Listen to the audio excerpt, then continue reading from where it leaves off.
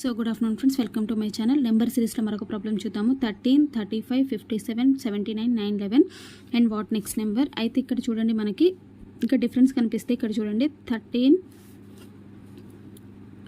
35, 57, 79, 9, 11 and next number కదా.